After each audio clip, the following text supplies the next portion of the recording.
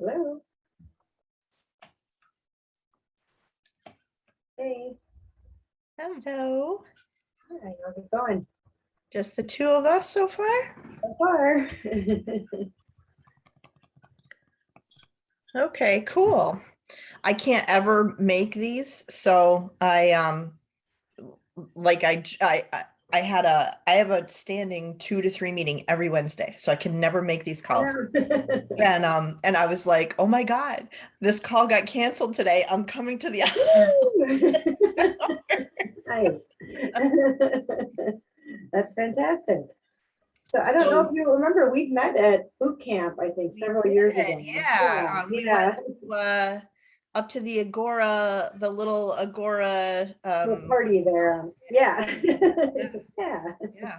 So you didn't end up switching into financial though, right? Or did you? I didn't. No. I did end up going through the Money Map Press like boot camp that they had, and like for writing advertorials and things. Mhm. And they did like offer me a job, or like offer, yeah, like to come out and like work in the renewals department. But this was probably 2018. Mhm. So it was like pre-pandemic, when it was like, you had to go work in the office if you were going to take it. And Yep. I wanted, like, I was interested in the job, but when everything came down to it, I did not want to move to Baltimore. So Yeah. I ended up shifting into it. And so now I have a full-time job now. So it actually worked out all right, like in the long run. And I do email marketing primarily, and sales page for continuing education for primarily behavioral health, people in the behavioral health field. So the company I work for is like expanding really rapidly, and it's been a lot of fun, and just learning and actually having access to the data and everything has been great. Yeah.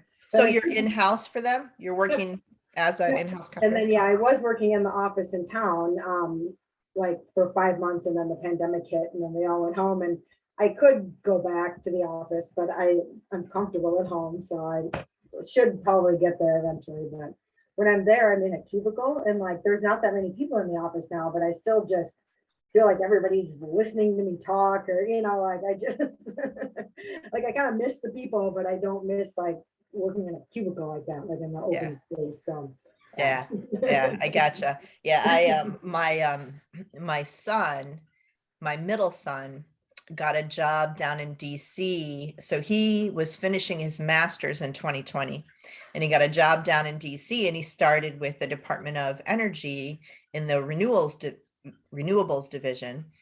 And they had told him, now this is like October 2020 he got there, or September 2020 he got the job. They had told him by November 2nd everybody's going to be back in the office.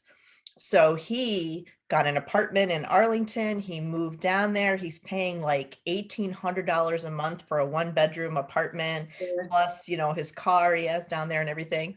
And then they were like, okay, well, we're not going to go back November 2nd. Maybe we'll go back in January, right? And then they kept pushing it. They're still not back. A year and 5 months later, they're still not back in the office. So he's been paying rent down. He could have been working from here. Yeah. Oh man. Although, I'm sure he's happy to not be living at home, but sure. Is he enjoying it out there at least? He loves DC. He loves that area. And he has met other coworkers and stuff, because they have like socials every once in a while. So he'll go out and meet them. And he's got one of his best friends from college is down in Arlington too. So they've been hanging out and doing stuff. So it's not like he's all by himself, but for the first like probably 8 months, he really was. I was talking to someone else that had recently moved to DC, and it was a similar thing where it was like, she was much young, I'm not sure how old your son is, but she was like in her early 20s, and like where you meet a lot of people especially when you're that young, is like at work. And then she's just from living, like she had just moved there, and it was literally like that week or like 2 weeks after she got there or something, like everybody went home, and she's like just like been stuck in her apartment. I felt so bad for him. He's 25. And he was he had found a I don't know what you'd call it, a COVID girlfriend here, you Oh, know? okay. So when he moved back home, he'd been down at Penn State for his undergrad and then through his master's. So he didn't really know anybody who's still here much. Sure. But on Hinge or whatever Oh, kids are sure. Yep. using these days to find dates and stuff, he Mhm. met somebody local, and they actually were going out probably from May through when he moved down in October.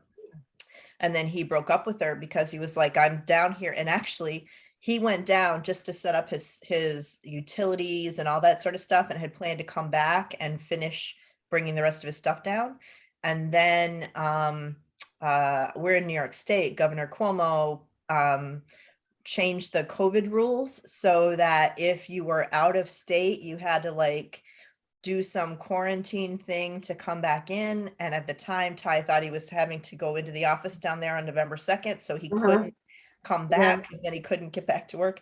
Oh, So my. anyway, they broke up, but so he was alone for 8 months, I would Oof, think. that had to have been Yeah. tough. Yeah. Yeah. Yeah. I can't imagine.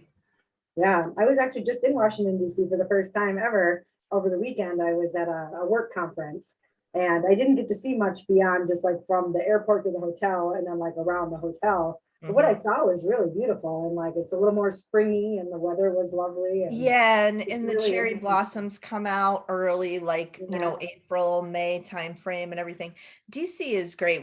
I grew up in like South Central Pennsylvania, so and my parents were not big on family vacations, so our vacations were driving down into DC Sure. and going to Smithsonian's or whatever. Mhm. So I spent a lot of time in DC when I was a kid, but it's really nice. The parks there's lots of green space.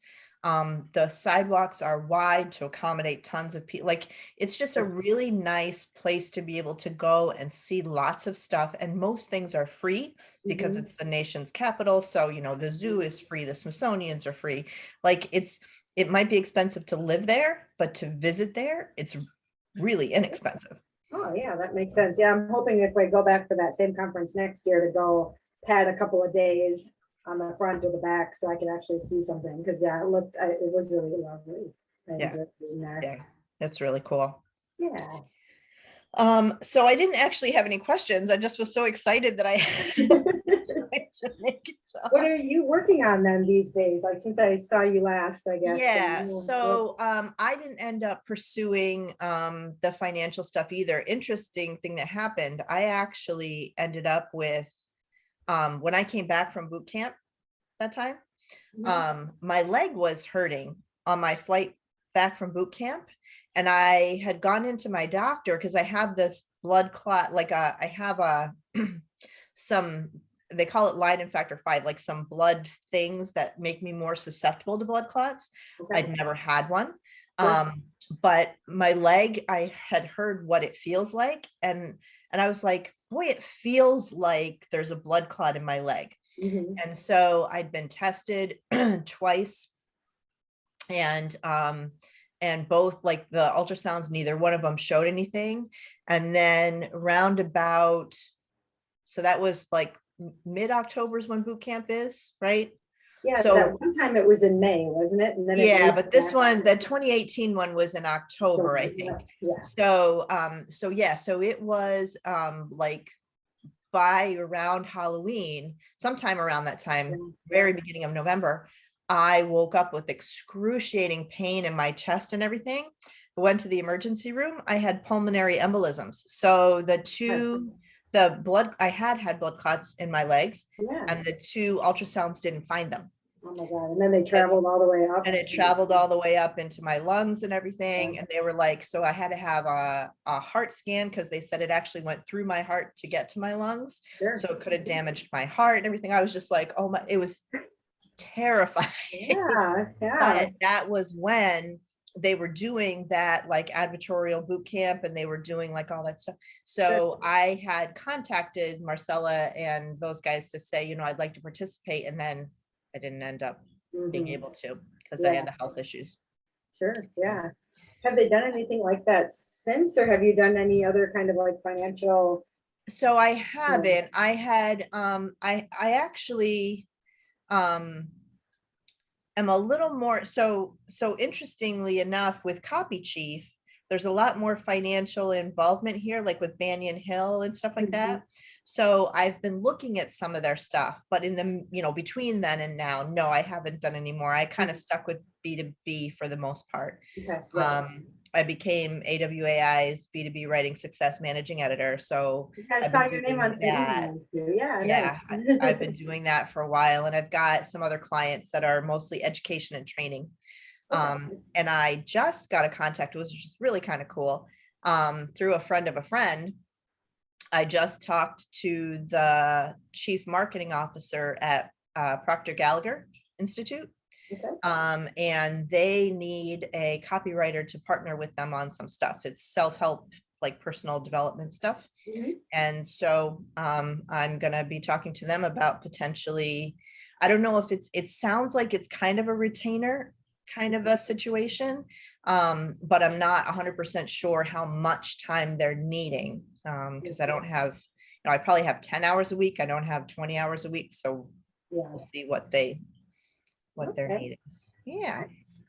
So yeah, so you're doing primarily B2B, and you've got a pretty full client roster, things coming in pretty regularly? Yeah, and well, as much as I need to be. So yes, I'm making what I want to be making on a part-time basis right now.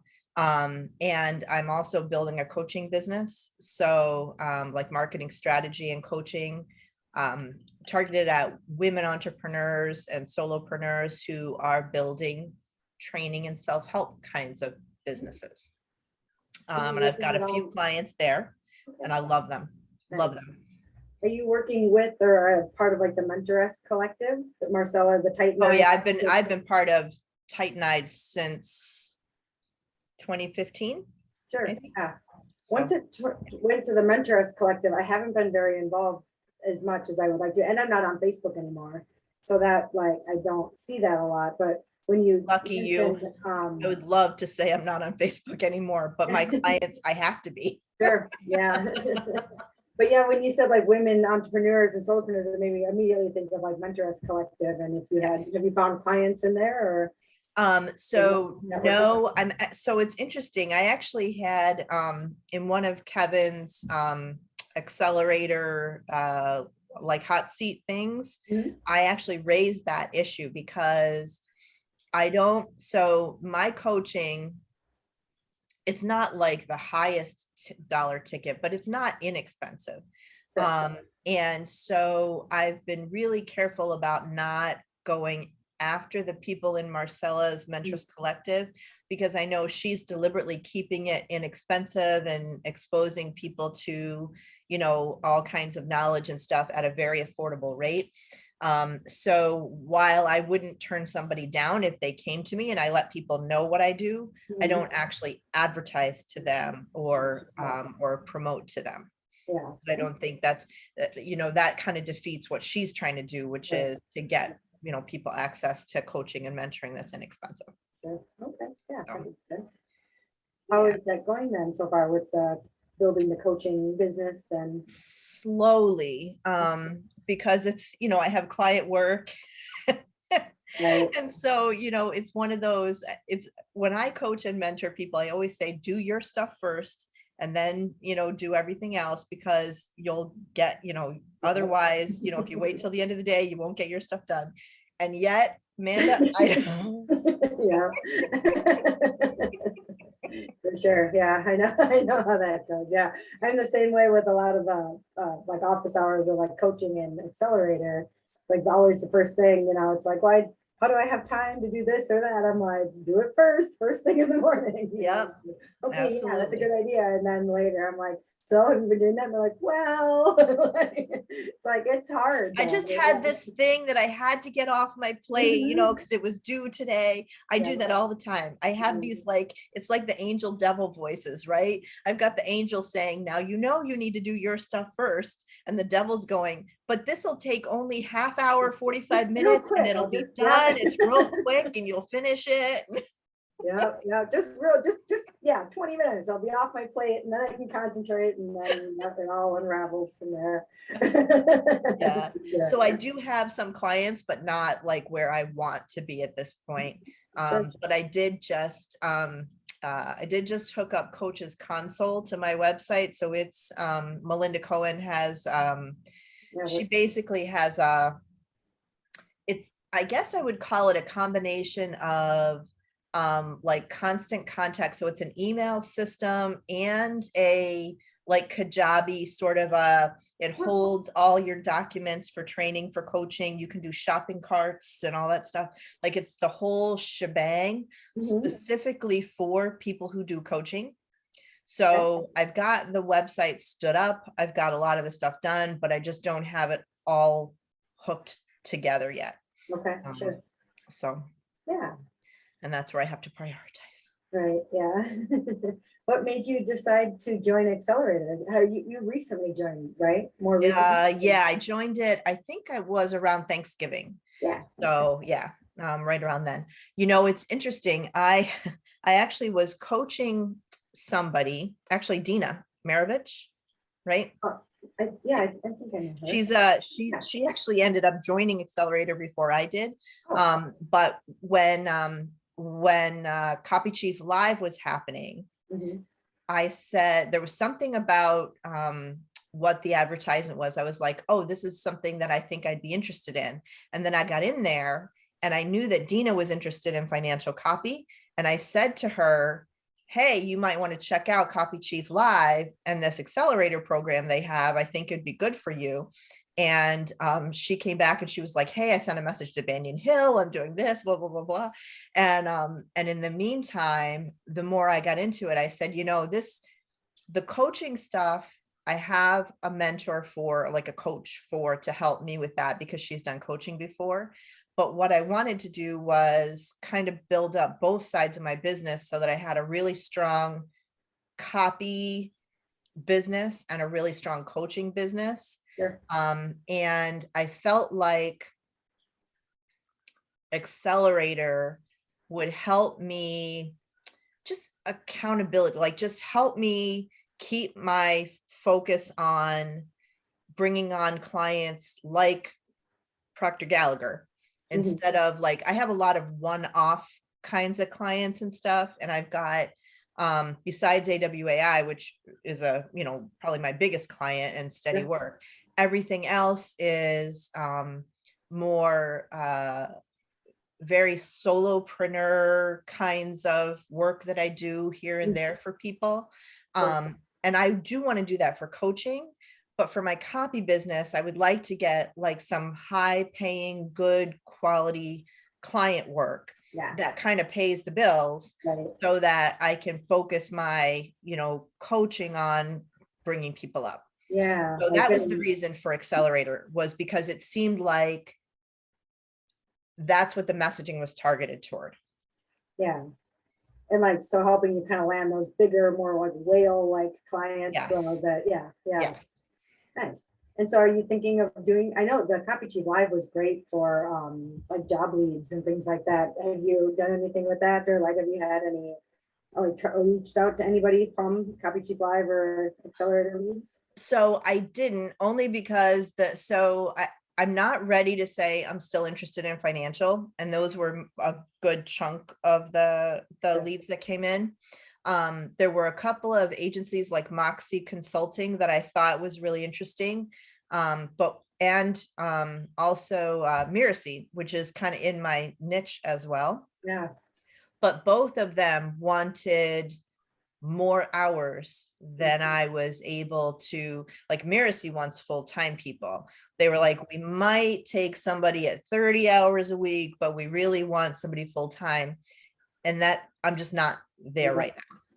Yeah. So it's so far, nothing has really, I'm looking for like a solid 10-hour a week or 15-hour a week client, you know what I mean? And so far it's either not enough or too much. So I'm still, focusing on that. Yeah, I feel like I'm kind of interested, like right now, I was freelancing for a while also working the full-time job. But then I just wrapped up like a leadership, like a business leadership training. And that was taking, like I knew it was going to take like 5 to 6 more hours a week. And so I told the freelance, for a moment, like just, maybe till the summer or so, like I just have to pause on this so I can, otherwise I'm like, I'm just being spread too thin, like, Yeah, I just yeah. feel it, like, and, so now that like that program's wrapped up and some things at work have calmed down, like I'm thinking about freelancing again, but part of me is also like, oh, this little extra time feels kind of nice. Like, and then I'm also getting married in April. So Oh, like I'm wow. still planning that. And like, so I'm like, well, maybe like, yeah, wait till the summer, like A till live in person, you can have guests, kind of a yeah, wedding. an actual proper wedding. Yeah. Well, yeah, all the Awesome. people in person. So Oh, yeah, it should be, and I'm really excited about it. But yeah, there's like getting to that point now where it's like, cause it's like 30, it's just over a month away. It's April 23rd. So where things are going to start kind of like speeding up, like all the pieces are going to start to come together. So I was like, I don't want to hold off, but I do, for some reason, I am interested in like Banyan Hill. And I think because it's that smaller division of Agora and I like Aaron DeHogue, like I've never worked with him, but just worked I've like talked to him and I've seen him speak and stuff. He's just a very engaging, like personable. I mean, he might be super intense, but he's not like what's that guy's name? Jed Canty. yeah, So yeah. he's not like a Jed Canty intense. He's like a personable intense. Yeah, yeah, And yeah, I think, you know, he would be, if I were to go back into financial, I would love to work with somebody like him, who's a visionary and really, you know, intense, but has a personality and is helpful and stuff. yeah. And I know that he said that they need a lot of like emails and like they don't always need the like, you know, write the next big control kind of copywriter. So I don't, do you write, like what kind of copy do you like to write, primarily emails or do I you? mean, yeah, I've done a lot of emails. I love writing emails.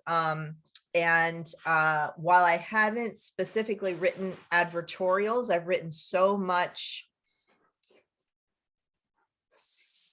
almost like content that is focused on promoting or selling, so it's very close to an advertorial. Yeah, yeah. So that kind of stuff definitely would interest me, and I've thought about Banyan Hill. Yeah. So And I know maybe, Dina's very happy. She really likes what she's doing so far.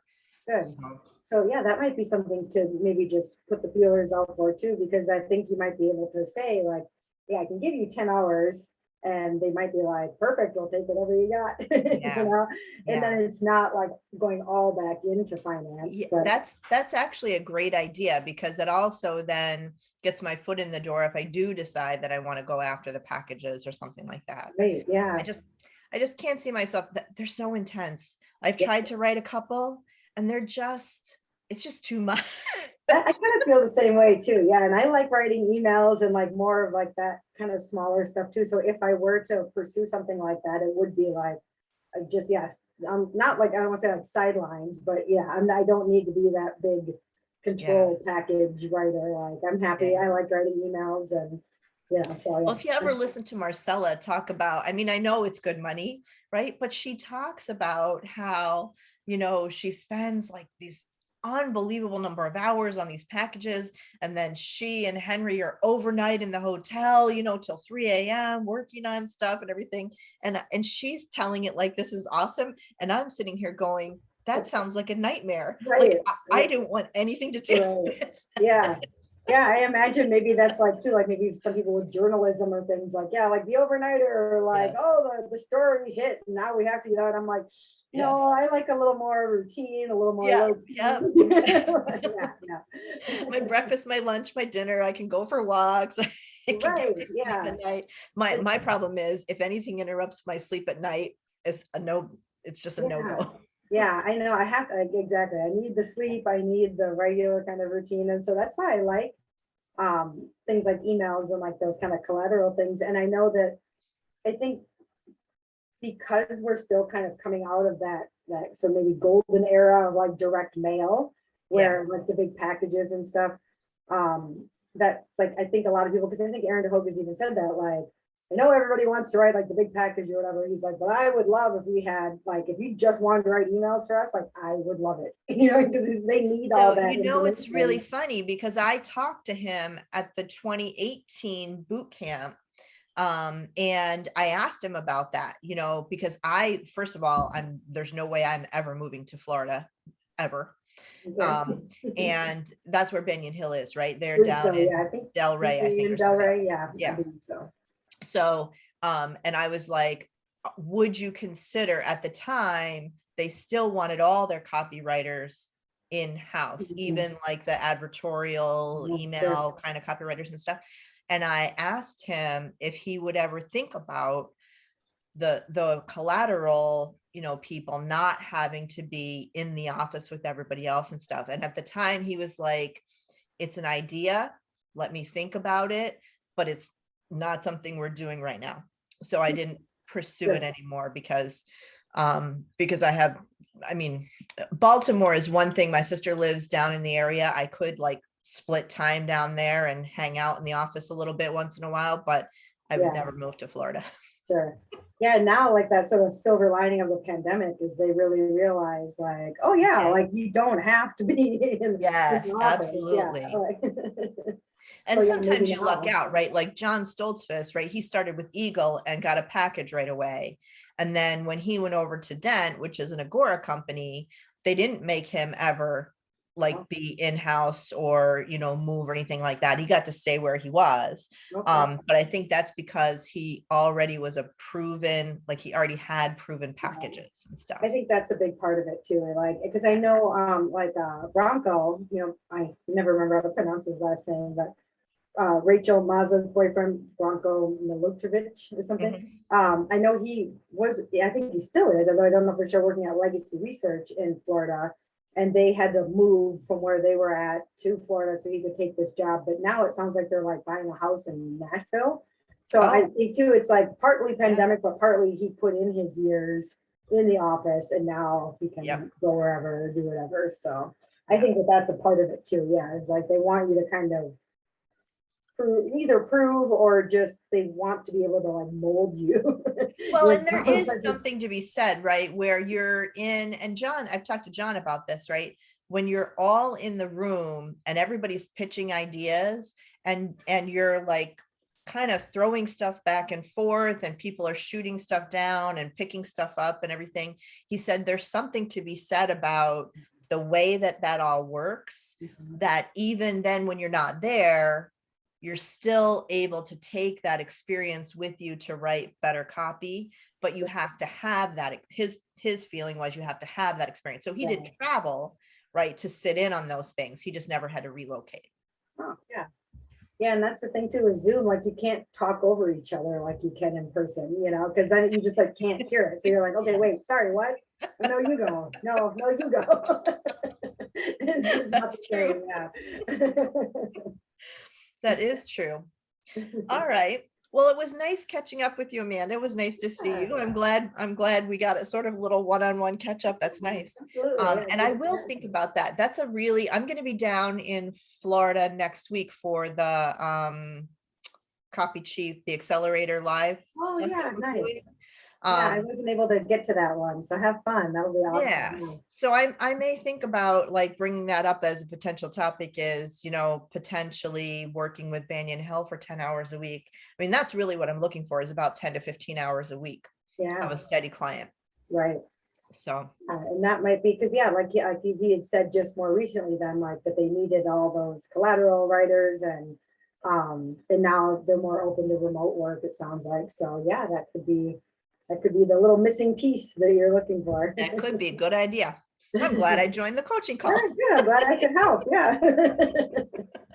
Awesome. Awesome. Well, take care. I'm gonna bow out. You may be Okay. talking to yourself for the next half hour. Who Yeah, I knows? guess maybe Are these somebody else will usually pop up. like popular? Like, do a lot of people usually join? Like I said, I have Depends. not been able to join them because I Right. have a meeting. So last week, Melanie was doing it because we had to swap because I was out of town last week. And she said that nobody joined, which was the first. And I've had it where I've done like just one-on-ones several times. And then one time where there was like 6 people in there. So it goes from like very, you know, intimate like this to, yeah, where I've had like many people and we're trying to make room for everything. And Yeah, it just depends. Yeah. interesting. Before you guys changed it to the like always Wednesdays at 2, I did join one last year at some point that Angie Angie was the coach. Mhm. And I think there were like 6 or 7 people on that call. It was pretty well populated, Sure, yeah, but it wasn't Wednesday at 2. So I don't know. yeah, but you're right, exactly. It's hard to say, yeah. Yeah. Awesome. All right. Well, take care. It was nice catching up with you. And maybe if the meeting gets canceled again in the future, Yeah, I'll hope catch to you see you again. again. Take care. Sounds good. Otherwise, I'll see you in the forum. Yep. So, All right. Bye. all right, bye, have a good one.